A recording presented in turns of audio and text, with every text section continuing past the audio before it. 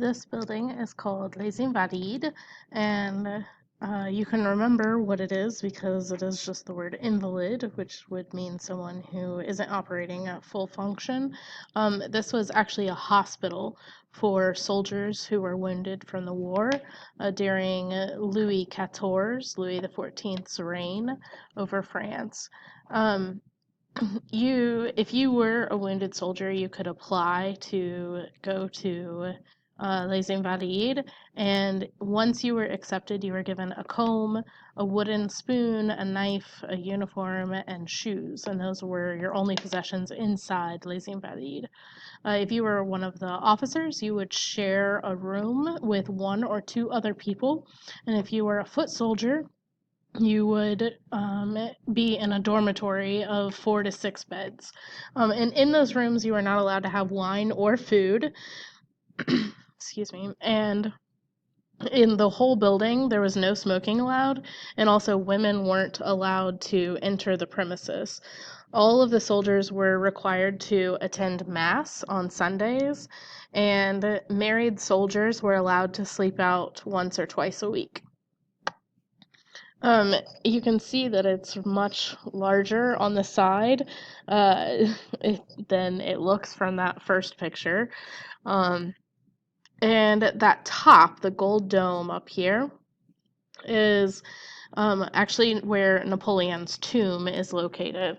So when he died or was poisoned in England, the French asked the English to return his body, and Napoleon, because return the body of Napoleon because they said that he was the still a national hero, and so they didn't want his body to be buried in the Forsaken England. And so the English did. They obliged. They returned Napoleon's body, or most of it, as the story goes. They, as the legend says, decided to keep his pickle in a pickle jar. And so they sent Napoleon all the way to Paris without his manhood, essentially. And this was just a legend for a long time, although the French petitioned to the English to return Napoleon's honor in order for them to bury it with him.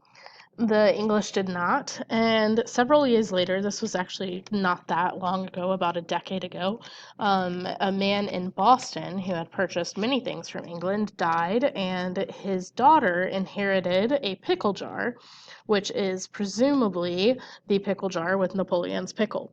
And so the French, once they found out, decided that they would petition the daughter and try to purchase Napoleon's honor so that it could be returned from France to France, but she refused. Apparently, this family has a huge grudge against the French and didn't want to return it. So there, it's in Boston.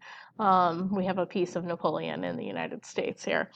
Um, the rest of Napoleon, though, is up here in this tomb. His coffin is there. You can go in and see it.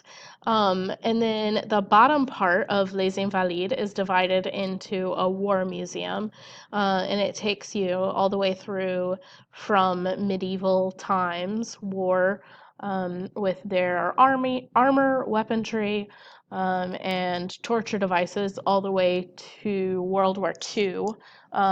And the more modern times have less artifacts and information than some of the older ones because there are other museums dedicated just to those time periods. But it's a really great place to go find out more information if you're interested in war history.